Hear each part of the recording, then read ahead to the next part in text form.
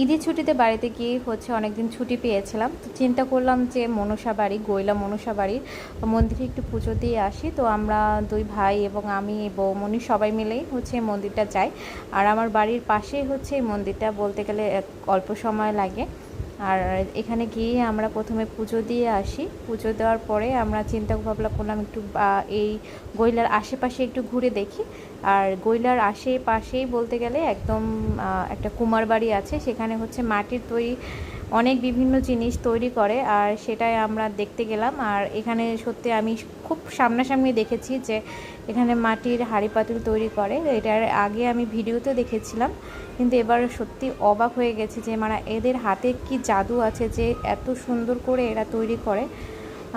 সামনে যেহেতু পহেলা বৈশাখ, আর বৈশাখ উপলক্ষে অনেক মেলা হয়, সেক্ষেত্রে ওনার মেলার কিছু ছোট বাচ্চাদের হাঁড়ি পাতিলও ওনারা তৈরি করে। দেখতে খুব ভালো লেগেছিল। আমরা একদম সকাল সকাল গিয়েছিলাম, আর বেশি কথা হলো আমরা সকাল 9টায় গিয়ে দেখি তারা এই কাজ শুরু করে দিয়েছে।